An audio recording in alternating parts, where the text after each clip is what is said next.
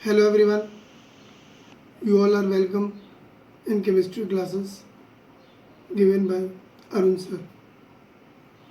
We are continuing the chapter surface chemistry in which we have studied different various topics, and we are continuing with the same chapter colloids, in which we have studied about preparation of colloids, then purification of colloids, and then properties of colloids.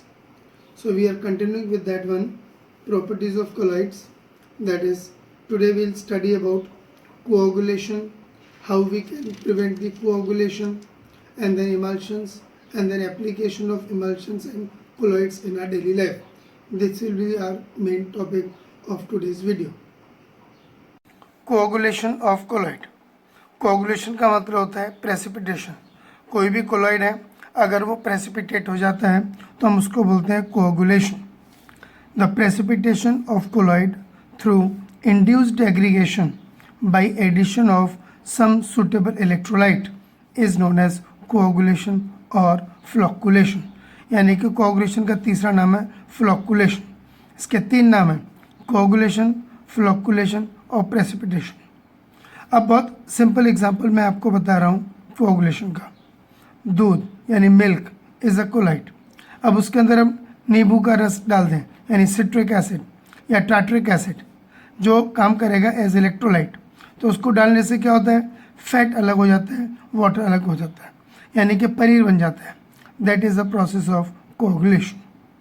एक example, दूध से पनीर का बनना. दूसरा example, egg, अंडा जो होता है उसके अंदर प्रोटीन होती है, वो वाटर सोल्यूबल प्रोटीन होती है, एल्बुमिन प्रोटीन.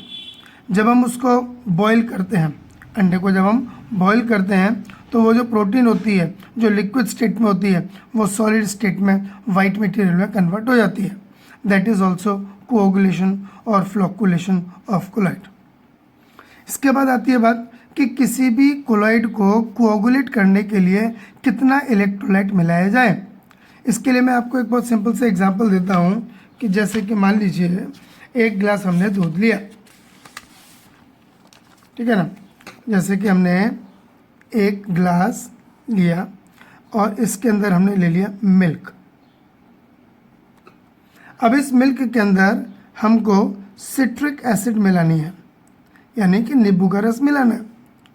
तो अगर ये हमारे पास ये 100 ml है मिल्क, 100 ml या 200 ml है, तो एक नींबू से जितनी सिट्रिक एसिड मिलेगी वो इस मिल्क को कोगुलेट कर देगा. लेकिन अगर यही मिल्क अगर हम ले लें 1000 लीटर,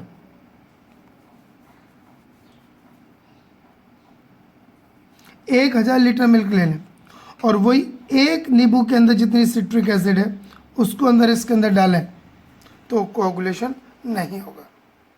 इट मीन्स जो इलेक्ट्रोलाइट हम किसी कोलॉइड में मिक्स कर रहे हैं उस इलेक्ट्रोलाइट की एक सर्टेन मिनिमम कंसंट्रेशन होती है. अगर उस कंसंट्रेशन से कम हो अगर तो कोगुलेशन नहीं होगा. ये चीज़ बहुत इंपॉर्टेंट है, तो इसको डिफाइन कर रहा हूँ मैं. The minimum concentration of the electrolyte in millimoles. The minimum concentration of the electrolyte in millimoles that must be added to 1 liter of the salt in order to bring about complete coagulation is called as coagulation value or flocculation value of electrolyte for the salt. यानी कि अगर मैं आपको define करूं एक बार फिर से कि 1 लीटर कोलॉइड, 1 लीटर कोलॉइड में कितने कम से कम मिलीमोल्स ऑफ इलेक्ट्रोलाइट ऐड करें. 1 लीटर कोलॉइड में, 1 लीटर कोलॉइड में कितने मिलीमोल्स ऑफ इलेक्ट्रोलाइट मिलाए जाएं जिससे कि उस कोलॉइड के अंदर कोगुलेशन हो जाए, उसको बोलते हैं हम कोगुलेशन वैल्यू या फ्लॉकुलेशन वैल्यू. ये ध्यान रखने वाली बात है, इसे याद रखेंगे. अब हर इलेक्ट्रोलाइट की इक्वल कोगुलेटिंग पावर नहीं होती है, ठीक है कि नहीं. मतलब जो सिट्रिक एसिड जितनी इफेक्टिव होगी ज़रूरी नहीं कि सोडियम क्लोराइड भी उतना इफेक्टिव हो, ज़रूरी नहीं टार्टरिक एसिड भी उतनी इफेक्टिव हो। तो ये चीज़ इंपॉर्टेंट है, समझें ध्यान से। The coagulating power of an electrolyte is explained और एक्सप्रेस्ड और डिटरमाइंड बाई हार्डी-शुल्ट्ज़ रूल। हार्डी-शुल्ट्ज़ रूल, इस रूल के दो मेन पॉइंट्स हैं जो डिसाइड करते हैं कि किसी भी इलेक्ट्रोलाइट की कोऑगुलेटिंग पावर कितनी है। First point, the ion carrying charge opposite to that of salt particles are effective in causing the coagulation of salt. यानी कि डिस्पर्स्ड फेस पर या कोलोइडल पार्टिकल्स पर जो चार्ज होता है उसके ऑपोजिट चार्ज वाला जो आयन होता है इलेक्ट्रोलाइट का, वो रिस्पॉन्सिबल होता है कोऑगुलेशन के लिए, वो इफेक्टिव होता है कोऑगुलेशन के लिए। These ions are called as active ions और फ्लोकुलेटिंग आयंस। इसको हम एग्जाम्पल से समझ सकते हैं, जैसे कि मेरे पास कोई कोलॉइड है, जैसे कि मेरे पास कोई कोलॉइड है और वो कोलॉइड है positive charge, colloid positive charge है, और मैंने इसमें इलेक्ट्रोलाइट ऐड किया NaCl। तो इस इलेक्ट्रोलाइट का जो इसके अपोजिट चार्ज आयन यानी कि क्लोराइड आयन, ये इफेक्टिव होंगे। Chloride ion will be effective ion, ये ठीक है। और अगर मान लीजिए कोई कोलॉइड है और वो कोलॉइड है नेगेटिवली चार्ज्ड और इसी में हमने NaCl को ऐड किया है, तो इसका इफेक्टिव आयन इस बार क्या हो जाएगा? Sodium ion. Sodium ion will be effective for the coagulation. यानी कि कोलॉइड पे जो भी चार्ज होगा उसके ऑपोजिट चार्ज वाला जो आयन होगा वो रिस्पॉन्सिबल होगा, वो इफेक्टिव होगा for कोऑगुलेशन। Second point says that coagulating power of an electrolyte is directly proportional to the fourth power of the valency of active ion।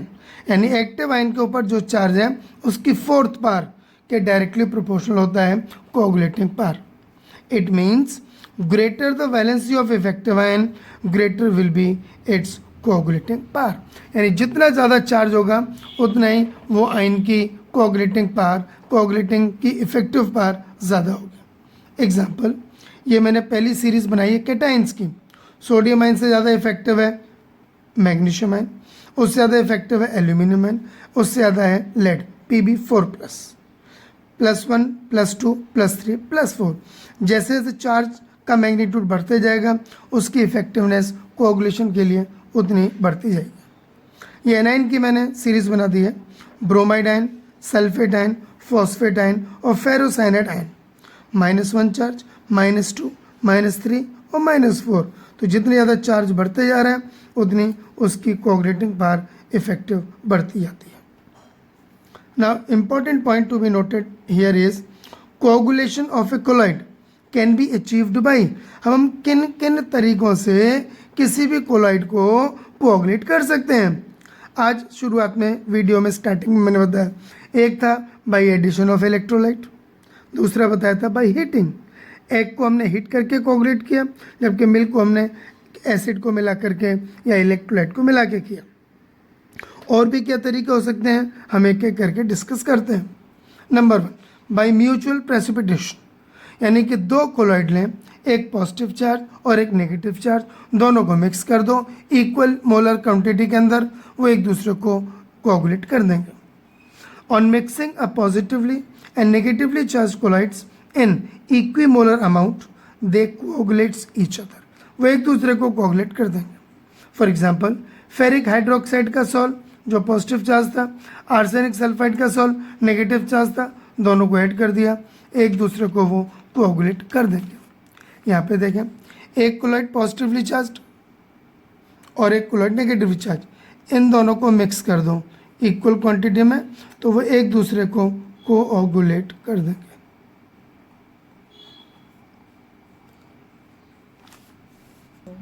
Second method है बाई इलेक्ट्रोफोरेसिस। इलेक्ट्रोफोरेसिस से dispersed phase के particles किसी भी एक electrode की तरफ जाकर collect हो जाएंगे और उससे कोगुलेशन हो जाएगा। Third, by repeating dialysis. हमने डायलिसिस पढ़ा था ड्यूरिंग प्यूरिफिकेशन ऑफ कोलाइड, तो हमने उसमें यह किया था कि जो एक्स्ट्रा अमाउंट में इलेक्ट्रोलाइट था हम उसको रिमूव कर दें, तो जिससे कि कोलाइड स्टेबल हो जाए। लेकिन हम लगातार डायलिसिस करते रहेंगे तो जो इलेक्ट्रोलाइट वहाँ पर स्टेबलाइजिंग एजेंट की तरह काम कर रहा है वो भी निकल के बाहर आ जाएगा, तो कोलाइड इमीडिएटली डिस्टेबलाइज हो जाएगा और कोगुलेट हो जाएगा। और चौथा, बाई हीटिंग, जो मैंने आपको अभी एक केस में बताया था। मिल्क के केस में भी हम अप्लाई कर सकते हैं। दूध को लगातार उबालते रहो तो क्या बन जाता है, खोआ मिल जाता है हम लोग को, जिसको कि हम लोग मावा भी बोलते हैं। तो वो एक कोगुलेटेड मटेरियल है, यानी कि उसमें भी जो एल्बुमिन प्रोटीन केजिन प्रोटीन होती है जो मिल्क को स्टेबलाइज करके रखती है, उसकी इफेक्टिवनेस खत्म होती है। और जब हम सिट्रिक एसिड मिलाते हैं तो वो यही काम करती है, मिल्क के अंदर जो सिट्रिक एसिड है उसकी सिट्रिक एसिड जो है केजिन प्रोटीन को इनइफेक्टिव कर देती है, तो मिल्क कोगुलेट हो जाता है। नेक्स्ट एक और इम्पॉर्टेंट पॉइंट है, ये प्रोटेक्शन के लिए है, ये भी एक इम्पॉर्टेंट टॉपिक है। As we know that lyophobic salts are highly unstable, starting में पढ़ा था। So they are stabilised by adding stabilisers. भाई दो टाइप के कोलाइड पढ़े थे हमने, लायोफोबिक और लायोफिलिक। लायोफिलिक स्टेबल कोलाइड होते हैं, लायोफोबिक अनस्टेबल होते हैं। तो लायोफोबिक की शेल्फ लाइफ बढ़ाने के लिए लॉन्ग टाइम तक वो स्टेबल रहें तो उनके अंदर हम कुछ केमिकल्स मिलाते हैं जिनको बोलते हैं स्टेबलाइजर्स। स्टेबलाइजर उसको स्टेबल करके रखेगा। तो और वो स्टेबलाइजर होते कौन है ज़्यादातर, लायोफिलिक कोलाइड्स, जिनको कि हम बोल सकते हैं स्टेबल सॉल्ट्स। इनका एक और नाम है प्रोटेक्टिव कोलाइड्स। तो लायोफोबिक कोलाइड में कुछ क्वांटिटी में लायोफिलिक कोलाइड मिला दें तो इससे उनका प्रोटेक्शन हो जाता है। तो लायोफिलिक कोलाइड जो कि लायोफोबिक कोलाइड के लिए प्रोटेक्शन करता है उसको हम बोलते हैं प्रोटेक्टिव कोलाइड। करता क्या है ये, a lyophilic colloid forms a protective layer around a lyophobic colloid. इसको मैंने एक यहाँ पे फिगर से बताया हुआ है कि ये जो छोटा वाला सर्किल है ये है लायोफोबिक कोलाइड का पार्टिकल। तो जब हम लायोफिलिक कोलाइड मिलाएंगे तो इसके चारों ओर एक प्रोटेक्टिव लेयर बना लेगा लायोफिलिक कोलाइड, इससे प्रोटेक्शन हो जाएगी लायोफोबिक कोलाइड की। इससे क्या होता है कि अगर हमने कोई इलेक्ट्रोलाइट मिलाया है तो वो इलेक्ट्रोलाइट जो होता है वो लायोफोबिक कोलाइड से पहुंचने से पहले लायोफिलिक कोलाइड के कांटेक्ट में आता है। अब लायोफिलिक कोलाइड तो स्टेबल है तो वो कोगुलेट होगा नहीं और न खुद होगा और न लायोफोबिक कोलाइड को होने देगा। तो इस पूरे प्रोसेस को हम बोलते हैं protection. For example a gold salt, gold का सॉल्ट बहुत ही अनस्टेबल होता है, is protected by gelatin. Gelatin एक लायोफिलिक कोलाइड है और बाई एडिशन ऑफ गम, ये भी एक बहुत अच्छा प्रोटेक्टिव कोलाइड है। अब हमें कैसे पता चलेगा कि कोई भी लायोफिलिक कोलाइड कितना अच्छा प्रोटेक्टिव कोलाइड है? भाई अलग अलग प्रोटेक्टिव कोलाइड की जो प्रोटेक्टिव पावर है वो अलग अलग होती है। तो उसको एक्सप्रेस करने के लिए हमारे पास एक टर्म है, एक पैरामीटर है, इनफैक्ट उस पैरामीटर का नाम है gold number. The protective power of a protective colloid is expressed in terms of gold number. ये गोल्ड नंबर एक पैरामीटर है जो कि डिसाइड करता है कि किसी भी प्रोटेक्टिव कोलाइड की प्रोटेक्टिव पावर कितनी है। डेफिनेशन है गोल्ड नंबर की, the number of milligrams of the protective colloid, the number of milligrams of the protective colloid which just prevent coagulation of 10 ml of standard gold salt when 1 ml of 10% solution of NaCl is added to it। इसको मैं figure से समझाता हूं, एक बार देखें।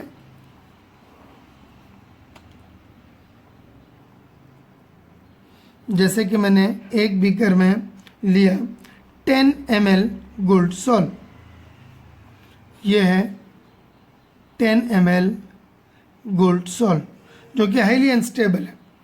अब इसको protect करने के लिए कम से कम कितने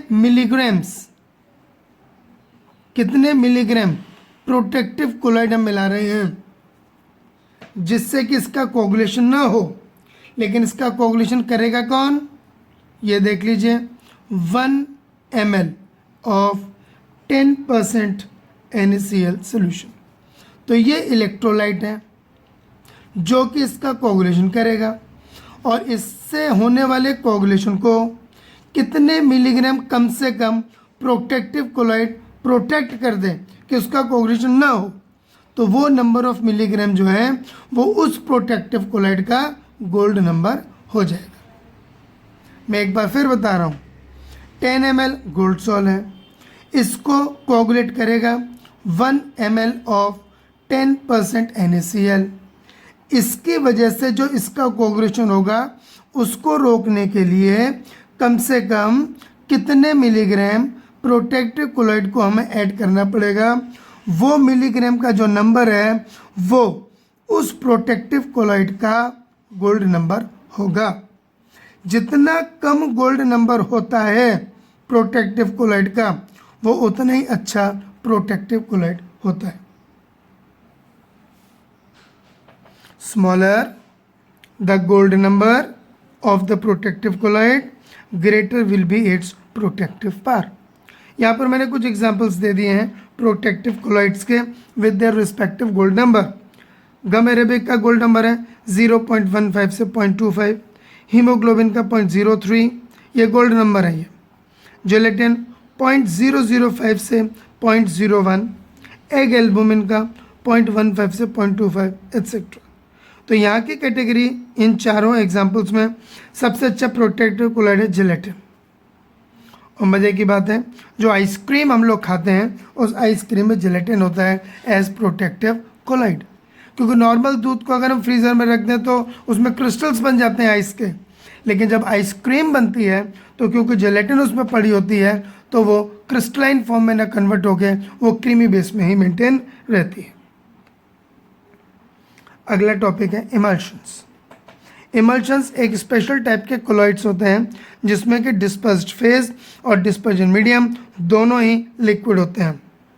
these are colloids in which dispersed phase and dispersion medium both are liquids. ये दो टाइप के होते हैं, एक oil in water type.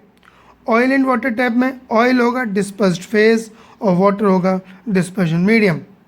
Example milk, vanishing cream. दूसरा होता है वाटर इन ऑयल टाइप, इसमें वाटर होगा डिस्पर्स्ड फेज और ऑयल होगा dispersion medium. Water in oil type का एग्जाम्पल है कोल्ड क्रीम जो सर्दियों में हम लोग हाथ पैर पे लगाते हैं, बटर जो आप ब्रेड में लगा के खाते हैं, कॉड लिवर ऑयल इसके कैप्सूल्स आते हैं सर्दियों में बच्चों को देते हैं, विटामिन ई से रिच होते हैं ये वो। फिर टेस्ट फॉर इमल्शंस। हम ये कैसे पता करेंगे कि कोई भी emulsion oil in water type है कि वाटर इन ऑयल टाइप है। पहला है डाई टेस्ट। डाई टेस्ट में हम मान के चलते हैं कि हम एक डाई पहले सेलेक्ट करेंगे, कोई भी डाई, या वो ऑयल सोल्यूबल हो या वाटर सोल्यूबल हो, जैसे अवेलेबल हो। तो अगर हम ये मान लें पहले हमारे कॉन्सेप्ट के हिसाब से कि when some oil soluble dye, ऐसी डाई जो ऑयल में सोल्यूबल है, is added to an emulsion, dye oil soluble है, तो if background is coloured, background dispersion medium show करता है, तो वो इमल्शन होगा वाटर इन ऑयल टाइप।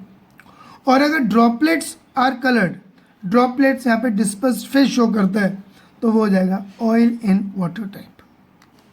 दूसरा टेस्ट है डाइल्यूशन टेस्ट। डाइल्यूशन टेस्ट मतलब अब वो इमल्शन किस चीज़ से डाइल्यूट हो रहा है, ऑयल से डाइल्यूट हो रहा है कि वाटर से, तो जिससे डाइल्यूट हो जाएगा वो उसमें डिस्पर्जन मीडियम होगा। If emulsion is diluted by water then it is oil in water type and vice versa. अब टॉपिक है प्रिपरेशन ऑफ इमल्शन, यानी इमल्शंस को कैसे प्रिपेयर करते हैं, और उस प्रोसेस का नाम होता है इमल्सिफिकेशन। सिंपल होता है एजिटेटिंग ऑयल एंड वाटर। अब हमें पता है ऑयल और वाटर एक दूसरे में मिक्स नहीं होते हैं, जब वो मिक्स नहीं होंगे तो हमें एक तीसरी चीज़ लेनी पड़ेगी जो ऑयल और वाटर को बाइंड करके रखें, जोड़ के रखें।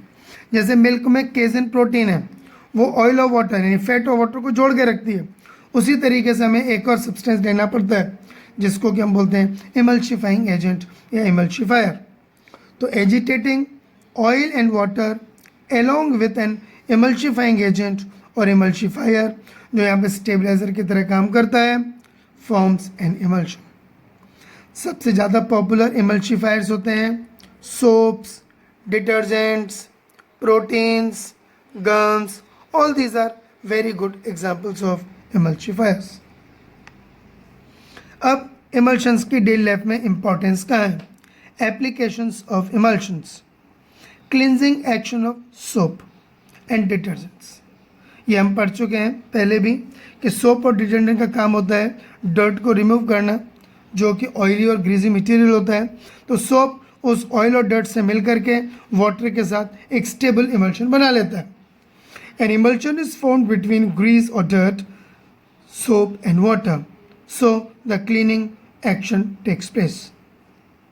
सेकेंड है in medicine, cod liver oil capsules जो होते हैं वो इमल्शंस होते हैं। Digestion of fats in intestine takes place due to the formation of emulsion. Fats intestine में डाइजेस्ट होते हैं, तो इंटेस्टाइन में कुछ एंजाइम्स होती हैं जो फैट और वाटर के साथ मिल करके पहले इमल्शन बनाती हैं, फिर इमल्शन पर वो एंजाइम्स एक्ट करके फिर उसको डाइजेस्ट या डिकम्पोज करती हैं। डिसइंफेक्टेंट्स जैसे कि डेटॉल, लाइजॉल जो आजकल घरों में यूज़ कर रहे हैं हम लोग, all are examples of emulsions. तो इमल्शंस के एप्लीकेशंस हो गए। अब हमारा टॉपिक है लास्ट, एप्लीकेशंस ऑफ कोलाइड्स। जितने भी कोलाइड्स डिफरेंट टाइप के हमने पढ़े हैं वो हमारी डेली लाइफ में कहाँ कहाँ यूज़ होते हैं, उनके कुछ एग्जाम्पल्स हम डिस्कस करते हैं यहाँ पर। पहला, rubber plating. The negatively charged rubber colloid, rubber जो नेचुरल रबर हो या आर्टिफिशियल रबर हो, वो नेगेटिवली चार्ज कोलाइड्स होते हैं that is deposited on handles of different tools, gloves, etc. by the process of electrophoresis. उससे रबर प्लेटिंग हो जाती है। आपने देखा होगा ना प्लायर्स वगैरह, उसके हैंडल के ऊपर रबर की कोटिंग होती है, वो इलेक्ट्रोफोरेसिस से ही करते हैं। Second example is sewage disposal. Sewage is a colloid, हमेशा ध्यान में रखना, sewage is a colloid. It अब सीवेज को हम लोग सीधा नदियों में या तालाबों में नहीं फेंक सकते क्योंकि वो फिर वहाँ जा कर के पोल्यूशन क्रिएट करेगा। तो सीवेज डिस्पोजल प्लांट्स होते हैं, वहाँ पर सीवेज का ट्रीटमेंट होता है, उनको STP बोलते हैं, सीवेज ट्रीटमेंट प्लांट।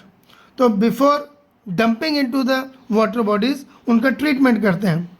कैसे करते हैं ये देखिए, it is treated by electrophoresis, यानी सीवेज का इलेक्ट्रोफोरेसिस कर देते हैं to separate sewage particles. Sewage particle अलग हो जाएंगे और पानी अलग हो जाएगा। उस पानी को हम इरिगेशन में ले सकते हैं और जो सीवेज के पार्टिकल कलेक्ट हो जाते हैं उससे हम लोग मैन्योर बना सकते हैं। Sewage water is allowed to flow through a tunnel, एक मेटल की टनल होती है, fitted with metal electrodes connected to high potential difference. तो इन इलेक्ट्रोड से पार्टिकल्स गेट प्रेसिपिटेटेड और फिर मैंने जैसे बताया उनको एक दूसरे से सेपरेट कर लेंगे। तो इससे क्या होगा, रिवर, पॉन्ड, लेक में पोल्यूशन नहीं होगा। थर्ड वन है एप्लीकेशन, कॉटरेल्स स्मोक प्रेसिपिटेटर। जो इंडस्ट्रीज होती हैं जहाँ पे फ्यूल बहुत यूज़ होता है, कोल फ्यूल यूज़ हो रहा है, फ्यूल ऑयल यूज़ हो रहा है, डीजल यूज़ हो रहा है, तो उसके कंबशन से बहुत सारी पोल्यूशन क्रिएट होती है, बहुत सारी पोल्यूटिंग गैसेस प्रोड्यूस होती हैं।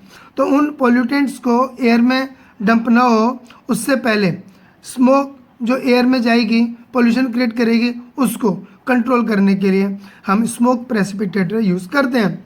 इसमें भी इलेक्ट्रोफोरेसिस का लॉजिक है, ठीक है। यहाँ पे मैंने फिगर बना रखा है, ये कॉटरेल स्मोक प्रेसिपिटेटर का। ये पूरा मेटल का एक पार्ट है, चिमनी से स्मोक आती है इसके अंदर। ये कॉपर की मेटल रॉड है जो कनेक्टेड है to very high potential difference 30,000 volts पे। स्मोक जो चिमनी से आ रही है फ्यूल के कंबशन से, स्मोक होता है क्या, carbon particles, unburned carbon particles suspended in the air it is a colloid. तो जब स्मोक इसमें से एंटर करती है अंदर यहाँ पर, तो अब क्योंकि ये metal rod highly positively charge होगी, तो जो स्मोक यानी कार्बन के पार्टिकल हैं वो यहाँ पर इसकी तरफ अट्रैक्ट हो जाएंगे, अट्रैक्ट होकर के वो न्यूट्रलाइज हो जाएंगे, डिस्चार्ज हो जाएंगे, और वो डिस्चार्ज होकर के कार्बन पार्टिकल्स नीचे इकट्ठे हो जाते हैं। इसको बोलते हैं ऐश या फ्लाई ऐश, जो बाद में डाई, प्रिंटर्स, इंक या ब्रिक्स बनाने के काम आती है। और कार्बन से फ्री जो एयर होती है वो gases free from dust and smoke that releases into the air. बाकी और भी ट्रीटमेंट कर सकते हैं, हमें उससे मतलब नहीं है। तो ये हमारा है Cottrell's smoke precipitator. Smoke is a colloid. This precipitator is connected to chimney. When the smoke is allowed to pass through this precipitator, then carbon particles are neutralized by metal rods connected to very high PD. PD मतलब यहाँ पर कुछ और मत समझना, potential difference. Carbon particles are collected at the bottom and free gases comes out through the chimney. Next application है artificial rain. It is caused by spraying oppositely charged colloids over clouds.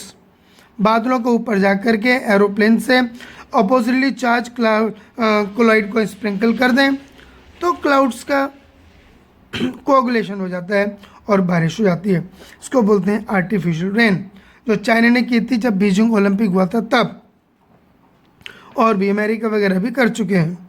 जहाँ पे कहीं पे बारिश नहीं होती है और क्लाउड होते हैं तो आर्टिफिशियल रेन से हम बारिश कर सकते हैं। फिफ्थ एप्लीकेशन है प्यूरिफिकेशन ऑफ मडी वाटर। गंदा पानी, जो मिट्टी वाला पानी है, उसके अंदर पोटाश एलम मिला दो। पोटाश एलम क्या करता है, लोडिंग कर देता है, तो सारी मिट्टी जो होती है नीचे बैठ जाती है। This causes coagulation and loading and we get free and neat and clean water. Water works में इसी तरीके से नदी का पानी या रिवर वाटर और लेक वाटर को हम प्यूरिफाई करते हैं by addition of alum. Sixth application है पेंट जो होते हैं, जो हम घरों में लगाते हैं, एशियन पेंट वगैरह, वो डिस्टेम्पर्स जो होते हैं, वो इंक जो पेन में यूज़ करते हैं, वो रबर जो हम इस्तेमाल करते हैं, वो ग्रेफाइट लुब्रिकेंट्स मैंने पहले बताया था, एक्वा डैग एंड ऑयल डैग, सीमेंट जो हम मकान बनाने में इस्तेमाल करते हैं, मिल्क ऑफ मैग्नीशिया जो आप लोग पीते होंगे जब एसिडिटी हो जाती है, जिससे जेलुसिल होती है, डाइजिन जेल, वो एरेग्रॉल ARGYROL सिल्वर का कोलॉइड होता है, ये सिल्वर सॉल, ये मेडिसिन की तरह काम आता है। These all are colloids which are used in our daily life. Seventh application है formation of delta. Delta, river delta, India में दुनिया का सबसे बड़ा डेल्टा है सुंदरबन डेल्टा, जो गंगा और ब्रह्मपुत्र का है। पॉइंट यह है कि डेल्टा बनता क्यों है और कैसे बनता है, ये हम जो ज्योग्राफिकल कॉन्सेप्ट नहीं, हम आज केमिकल कॉन्सेप्ट, कोलाइडल कॉन्सेप्ट समझते हैं। रिवर वाटर जो होता है दैट इज़ ए कोलाइड, जिसके अंदर मडी वाटर होता है, क्ले होता है, वो कोलाइड है रिवर वाटर। और सी वाटर के अंदर बहुत सारी क्या होती हैं, contains large number of electrolytes, salty water होता है। और डेल्टा तभी बनता है जब नदी का पानी समुद्र से मिलता है, उससे पहले नहीं बनेगा। और during last course of the river उसकी स्पीड भी बहुत स्लो हो जाती है, फ्लो वाटर का बहुत स्लो हो जाता है। तो when river water meets sea water, the electrolytes of sea water, जो सॉल्ट उसके अंदर प्रेजेंट है, coagulates the colloid of clay which settles down and in due course of time it forms delta. मैंने यहाँ पे नोट लिख दिया है, ग्रेफाइट का कोलाइड वाटर में होगा तो एक्वा डैग, और ग्रेफाइट का ही कोलाइड ऑयल में होगा तो ऑयल डैग। मैं डेल्टा की फॉर्मेशन को एक फिगर से समझा देता हूँ।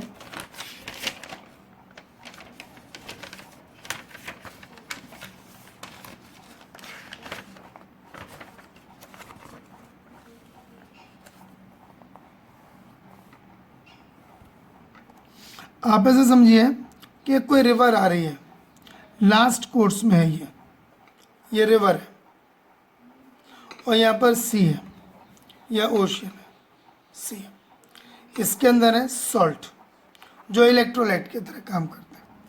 तो जब रिवर वाटर इस सी वाटर से मिक्सअप होगा तो यहाँ पर कोऑगुलेशन हो जाएगा, तो मिट्टी जम जाएगी, ये 1-2 दिन में नहीं, हज़ारों साल लगते हैं। जब यहाँ पर क्ले सेटल हो जाएगी तो रिवर वाटर इधर से फ्लो करेगा, ऐसे फ्लो करेगा, ऐसे फ्लो करेगा। अब यहाँ पर मिट्टी जम जाएगी, यहाँ पर मिट्टी जम जाएगी तो रिवर वाटर ऐसे फ्लो करने लगेगा। फिर यहाँ पर मिट्टी जम जाएगी तो रिवर वाटर ऐसे फ्लो करने लगेगा। तो इस तरीके से आप देखोगे कि पूरा जो एरिया है वो एक ट्रायंगल की शेप में बन जाएगा, जिसको कि हम ग्रीक अल्फ़ाबेट में डेल्टा बोलते हैं। तो इस तरीके से, तो इसके साथ ही हमारा ये चैप्टर सरफेस केमिस्ट्री फाइनली ख़त्म होता है। बड़ा चैप्टर था, थ्योरेटिकल चैप्टर था, बहुत सारे टॉपिक्स हैं आपको लर्न करने के लिए। सारे टॉपिक्स में से क्वेश्चंस आते हैं, ऐसा कुछ नहीं है कि ये इंपॉर्टेंट ज़्यादा है, ये कम इंपॉर्टेंट है, क्योंकि एक एक 2-2 नंबर के क्वेश्चन पूरे चैप्टर में से कहीं से बन सकते हैं। एक्चुअली ये 3 चैप्टर का एक चैप्टर है, नाम एक सरफेस केमिस्ट्री है। एक चैप्टर पहले कैटलिस्ट का अलग हुआ करता था तो एक चैप्टर वो आ गया, एक चैप्टर अलग से कोलॉइड होता था तो एक चैप्टर वो आ गया, और एक चैप्टर एड्सॉर्प्शन होता था, एक चैप्टर वो आ गया। तो ये 3 चैप्टर का एक्चुअली एक चैप्टर है, इसीलिए बड़ा चैप्टर है। लेकिन कोई बात नहीं, आज फाइनली ख़त्म हो जाता है। अच्छे से याद करें, इजी चैप्टर है, पूरे नंबर आते हैं इसके अंदर, कोई बहुत ज़्यादा डिफिकल्टी नहीं है। ओके बेटा, ऑल द बेस्ट।